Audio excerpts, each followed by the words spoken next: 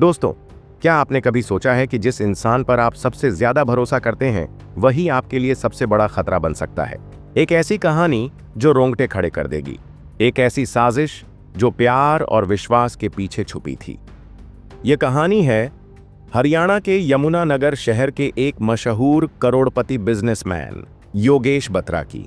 एक रात जब सारी दुनिया सो रही थी, उनके अपने ही घर में कुछ ऐसा हुआ जिसने न सिर्फ उनके परिवार बल्कि पूरे शहर को हिलाकर रख दिया। क्या थी वो साजिश? कौन थे वो लोग जिन्होंने योगेश को मौत के घाट उतारा? और सबसे बड़ा सवाल, क्या सचमुच यह एक साइलेंट हार्ट अटैक था या इसके पीछे छुपा था एक खौफनाक सच? इस वीडियो में हम आपको ले चलेंगे इस हाई प्रोफाइल हत्याकांड की गहराइयों में। हर एक डिटेल, हर एक मोड़ और हर एक राज को खोलेंगे। हरियाणा का यमुनानगर जिला, एक शांत और समृद्ध शहर जहां की गलियों में लोग अपनी मेहनत और ईमानदारी की कहानियां लिखते हैं। यहीं जगाधरी के हुडा सेक्टर 17 में एक शानदार बंगले में रहता था बत्रा परिवार। इस परिवार का मुखिया था योगेश बत्रा, एक ऐसा शख्स जिसका नाम यमुनानगर के बड़े बड़े बिजनेस सर्कल में गूंजता था। योगेश एक सफल प्लाईवुड बिजनेसमैन थे। उनकी कंपनी बत्रा प्लाईवुड इस इलाके में जानी मानी थी। इसके अलावा उनके कई और बिजनेस थे जो उन्हें शहर के करोड़पतियों की लिस्ट में शामिल करते थे। योगेश की जिंदगी किसी सपने से कम नहीं थी। एक खूबसूरत पत्नी प्रियंका बत्रा, जो कभी मिस खालसा और मिस दिल्ली रह चुकी थीं। दोनों की शादी को 17 से 18 साल हो चुके थे और ये एक लव मैरिज थी। उनके 2 बच्चे थे, एक बेटी ख्वाहिश जो 16 से 17 साल की थी और एक छोटा बेटा। दोनों बच्चे स्कूल में पढ़ते थे। योगेश के माता पिता उत्तराखंड के खटीमा में रहते थे, लेकिन बत्रा परिवार का यमुनानगर वाला घर खुशियों से भरा हुआ था। पैसा, शोहरत, प्रॉपर्टी, जायदाद सब कुछ था। लेकिन दोस्तों, जैसा कि हर कहानी में होता है, इस चमक दमक के पीछे एक अंधेरा छुपा था। 28 मई 2016 की सुबह, एक ऐसी सुबह जिसने इस परिवार की जिंदगी को हमेशा के लिए बदल दिया। 28 मई 2016 की सुबह सूरज धीरे धीरे उग रहा था। बत्रा परिवार के बंगले में सन्नाटा पसरा था। योगेश और प्रियंका ग्राउंड फ्लोर के बेडरूम में सो रहे थे, जबकि उनकी बेटी ख्वाहिश फर्स्ट फ्लोर पर अपने कमरे में थी। सुबह के करीब 6 बजे प्रियंका उठती है। योगेश का भी उठने का समय हो चुका था। प्रियंका ने बगल में सो रहे अपने पति को जगाने की कोशिश की। योगेश, उठो, समय हो गया। लेकिन कोई जवाब नहीं। प्रियंका ने फिर आवाज दी, फिर हल्के से हिलाया, लेकिन योगेश ने कोई हलचल नहीं की। प्रियंका को कुछ अजीब लगा। उसने योगेश की सांसें चेक की और फिर जो उसने देखा उसने उसके होश उड़ा दिए। योगेश की सांसें थम चुकी थीं, उनका दिल धड़कना बंद हो चुका था। प्रियंका घबरा गई। उसने जोर जोर से अपनी बेटी ख्वाहिश को आवाज दी, आसपास के कुछ पड़ोसियों को बुलाया, अपने पिता को फोन किया। धीरे धीरे घर में भीड़ जमा होने लगी। प्रियंका ने पड़ोसियों को बताया, कल रात को योगेश को अचानक घबराहट हुई थी, पसीना आने लगा था। शायद कोई बुरा सपना देखा हो। लेकिन फिर वो ठीक हो गए और सो गए। लेकिन अब वो नहीं उठ रहे। लोग सदमे में थे। क्या योगेश को साइलेंट हार्ट अटैक आया था? जल्दी जल्दी में योगेश को अस्पताल ले जाया गया, लेकिन वहां डॉक्टरों ने जो कहा उसने सबके पैरों तले जमीन खिसका दी। योगेश बत्रा को मृत घोषित कर दिया गया। परिवार टूट चुका था। प्रियंका ने अपने ससुराल वालों को फोन करके ये दुखद खबर दी। योगेश के माता पिता जो खटीमा में रहते थे, तुरंत यमुनानगर के लिए रवाना हो गए। शाम तक योगेश के माता पिता घर पहुंचे। घर में मातम पसरा था, हर आंख में आंसू थे। लेकिन एक बात हैरान करने वाली थी, किसी को भी योगेश की मौत पर शक नहीं हुआ। सबने मान लिया कि ये एक साइलेंट हार्ट अटैक था। प्रियंका के पिता, जो खुद एक डॉक्टर थे, उन्होंने भी यही कहा कि ये हार्ट अटैक के लक्षण है और इसीलिए किसी ने पोस्टमार्टम कराने की बात तक नहीं उठाई। 29 मई 2016 को योगेश बत्रा का पूरे रीति रिवाज के साथ अंतिम संस्कार कर दिया गया। लेकिन दोस्तों, ये कहानी यहीं खत्म नहीं होती। ये तो बस शुरुआत थी। योगेश की मौत के बाद उनके माता पिता यमुनानगर में ही रुक गए। उन्होंने सोचा कि उनकी बहू प्रियंका अब अकेली है, बच्चों की जिम्मेदारी उस पर है। ऐसे मुश्किल वक्त में उसे उनका साथ चाहिए। लेकिन जैसे जैसे दिन बीतने लगे, कुछ अजीब सा होने लगा। प्रियंका का व्यवहार बदलने लगा। वो उदास, कम और सामान्य ज्यादा नजर आने लगी। योगेश के माता पिता, खासकर उनकी मां को बेटे की मौत का गम गहरा था। लेकिन एक रात योगेश की मां को एक अजीब सपना आया। सपने में योगेश मदद की गुहार लगा रहा था। वो चिल्ला रहा था, मां, मुझे गुंडों ने मार डाला, मुझे बचा लो। शुरुआत में मां ने इसे अपने दुख का नतीजा समझा, लेकिन ये सपने बार बार आने लगे। मां ने अपने पति से इस बारे में बात की। शुरू में योगेश के पिता सुभाष बत्रा ने इसे सामान्य दुख समझा, लेकिन धीरे धीरे उनके मन में भी शक का बीज बोया जाने लगा। सुभाष जी ने सोचना शुरू किया, योगेश सिर्फ 42 साल का था, हट्टा कट्टा स्वस्थ इंसान।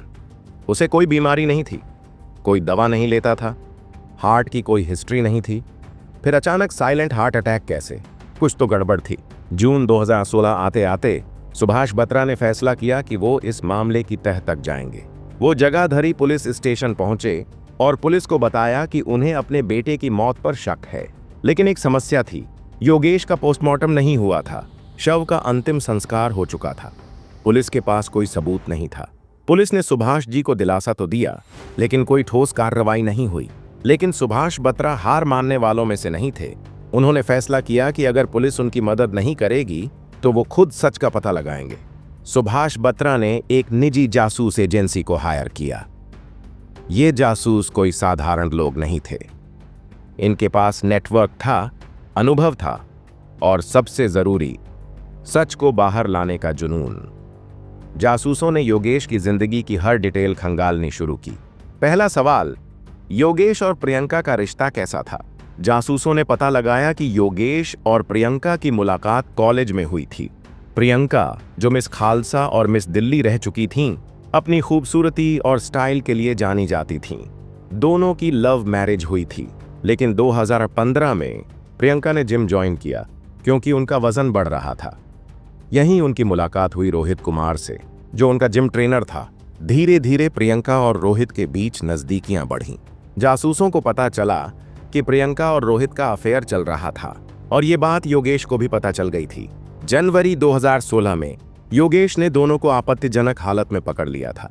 योगेश गुस्से में था। उसने प्रियंका और रोहित को धमकी दी कि अगर ये सब बंद नहीं हुआ तो वो कोर्ट जाएगा। दोनों ने माफी मांगी, लेकिन ये सिर्फ दिखावा था। जासूसों ने प्रियंका के व्यवहार पर नजर रखनी शुरू की।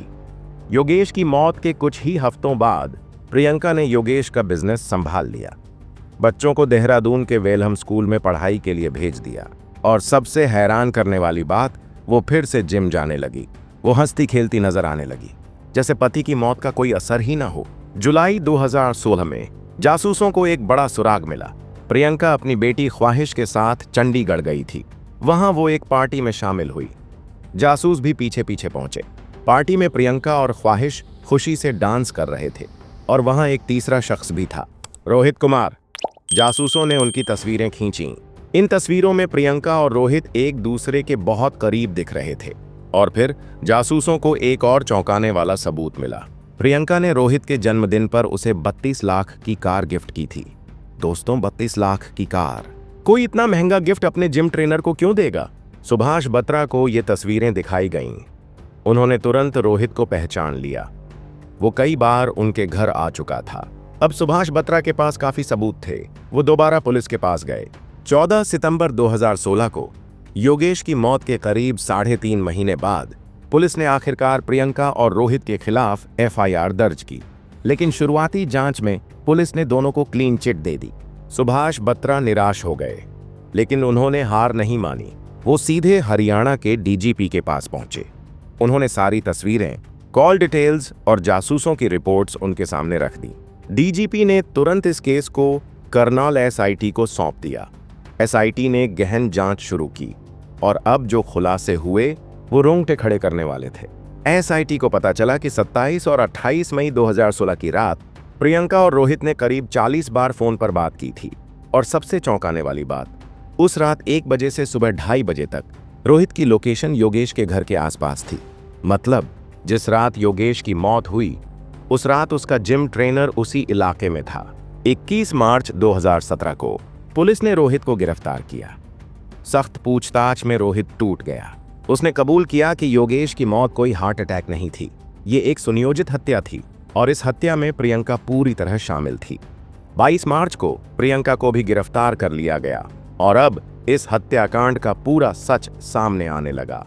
पुलिस की जांच में सामने आया कि प्रियंका और रोहित का अफेयर 2015 से चल रहा था। जब योगेश को इसकी भनक लगी तो उसने दोनों को धमकी दी थी। प्रियंका को डर था कि अगर योगेश ने कोर्ट का रास्ता अपनाया तो उसकी बदनामी होगी और सबसे बड़ी बात, योगेश की अरबों की संपत्ति उससे छिन सकती थी। प्रियंका ने रोहित के साथ मिलकर योगेश को रास्ते से हटाने की साजिश रची, लेकिन इसके लिए उन्हें और लोगों की जरूरत थी।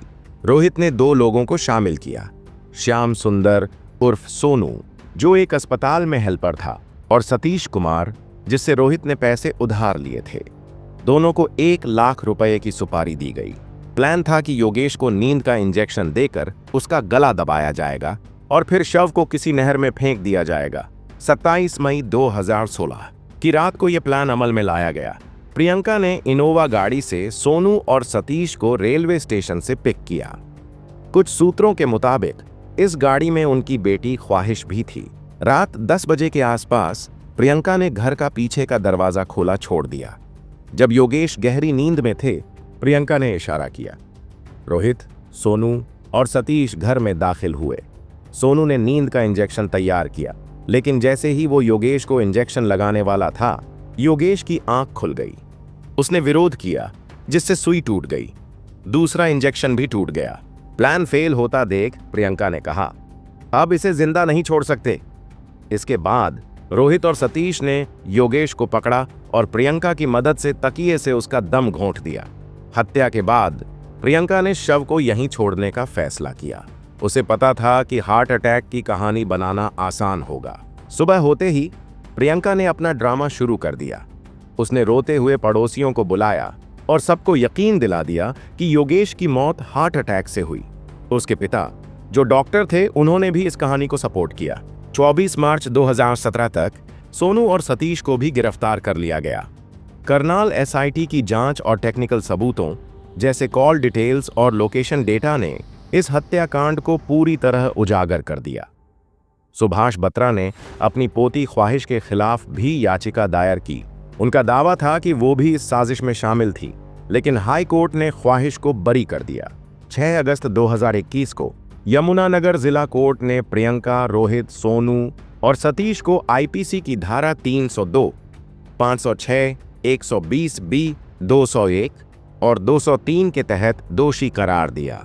चारों को उम्र कैद और 60,000 रुपये के जुर्माने की सजा सुनाई गई। लेकिन कहानी यहीं खत्म नहीं हुई। प्रियंका के परिजनों पर रिश्वत देने के आरोप लगे।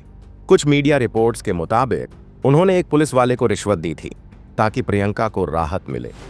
ये मामला भी कोर्ट में पहुंचा। फिलहाल ये केस हाई कोर्ट में चल रहा है। सुभाष बत्रा, जो 74 साल की उम्र में अपने बेटे के लिए इंसाफ की लड़ाई लड़ रहे थे, उन्होंने दिखा दिया कि सच्चाई को दबाया नहीं जा सकता। उनकी जिद, उनके जुनून और निजी जासूसों की मेहनत ने इस हत्याकांड का पर्दाफाश किया। दोस्तों, योगेश बत्रा हत्याकांड सिर्फ एक क्राइम स्टोरी नहीं है, ये एक सबक है, एक चेतावनी है कि प्यार और विश्वास के पीछे भी साजिश छुपी हो सकती है। सुभाष बत्रा और उनकी पत्नी ने अपने बेटे के लिए इंसाफ की लड़ाई लड़ी और सच्चाई को सामने लाए। आपके क्या विचार हैं इस केस के बारे में? क्या प्रियंका और रोहित को और सख्त सजा मिलनी चाहिए थी? क्या ख्वाहिश का बरी होना सही था? नीचे कमेंट में जरूर बताएं। और हाँ, आप किस शहर से ये वीडियो देख रहे हैं वो भी लिखें। अगर आपको हमारी मेहनत पसंद आई तो इस वीडियो को लाइक करें, अपने दोस्तों के साथ शेयर करें और हमारे चैनल को सब्सक्राइब करना न भूलें। हम आपके लिए ऐसी ही रोमांचक और सच्ची कहानियां लाते रहेंगे। तब तक सतर्क रहें, सुरक्षित रहें। धन्यवाद।